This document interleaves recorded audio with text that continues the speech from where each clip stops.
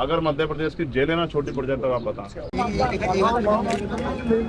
आपने रासुका लगाई दिसंबर, आपने अखबार में क्या छपवाया कि फंडिंग हुई? आप साबित करो फंडिंग हुई। आपने साबित कर दिया, हम किसी की लड़ाई लड़ेंगे, हम यहाँ से वापस लौट जाएंगे। और आप ना साबित कर पाए, फिर आप बताओ कि आपने इतना बड़ा स्टेप क्यों उठाया। आपने रामप्रीत को कहा कि रामप्रीत ने कोई फंडिंग हुई, रामप्रीत ने अपना गोल्ड लोन लिया, किसी के अकाउंट में पैसे वो फंडिंग के नहीं हो सकते हैं, आपके अकाउंट में भी हो सकते हैं, मेरे में भी हो सकते हैं।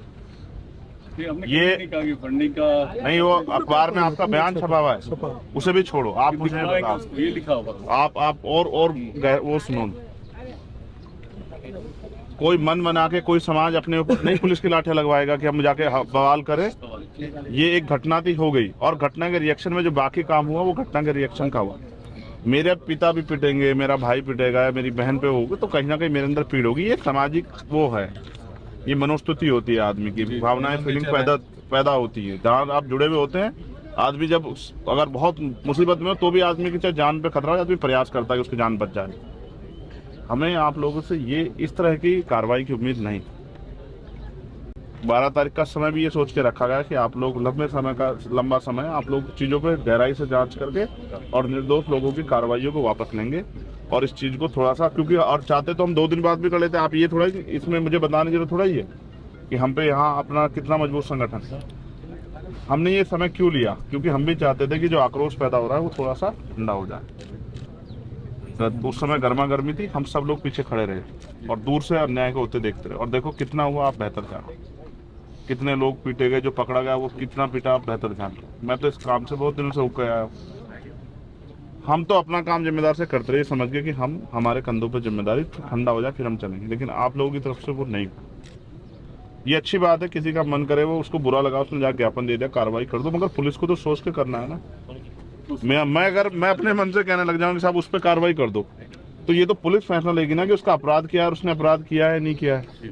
और कोर्ट भी जब तय कर लेता ना, एविडेंस सुन लेता, तब सजा देता है। आपने तो पहले ही सजा घोषित कर दी और ये दर्द हमें यहाँ तक खींच लिया। अब ये बताओ, उनके बच्चों को हम क्या जवाब दें जिनको आपने अपराधी बना दिया, इनाम घोषित कर दिया। उनके बच्चों क्या जवाब? अपने समाज की लड़ाई लड़ना कहाँ से अपराध होने लगा है?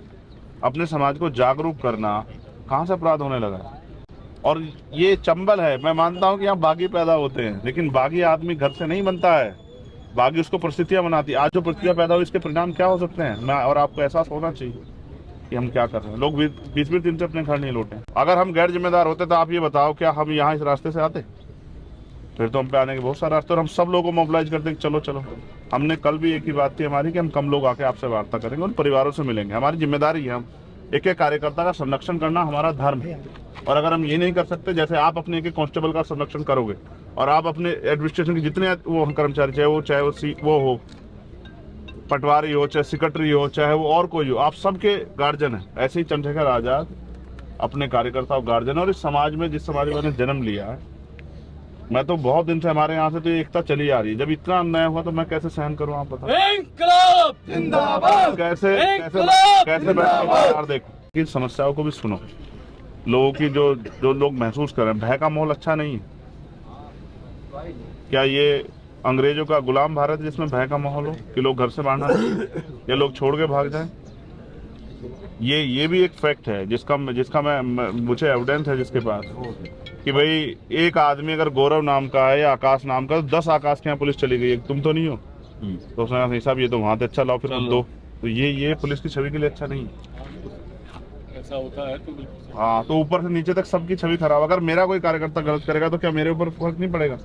और आपका कोई कर्मचारी गलत करेगा तो आप पे फर्क पड़ेगा। इसलिए मैं चाहता हूँ, हमारी एक मांग पत्र जो भाटी जी ने आपको दिया है, दूसरा उन परिवारों से हमारी मुलाकात हो जाए और हम तो आपसे हाथ जोड़ के रिक्वेस्ट कर सकते हैं भाई। छोटा सा सवाल मेरा ये था कि 60 साल के बुजुर्ग हैं गिरिराज सिंह जी, और जो मौके पे केवल ज्ञापन के लिए आए थे, जहां बच्चों ने, अगर किसी ने कोई गलती की तो आप उसमें फुटेज में देख सकते हैं कि वो डंडा लेके बच्चों को मार रहे हैं आपकी मौजूदगी में। तो सर, उनको बिना जांच के इंटेंशनली जेल भेजना संगीन धाराओं के खिलाफ भी हुआ आपका। बस एक तो ये चीज पिंच होती है सोसाइटी को कि 60 साल का बुजुर्ग क्या वहां उपद्रवियों की श्रेणी में आपने चिन्हित कर दिया और उसे तुरंत जेल भेज दिया। निष्पक्ष निस्वार्थ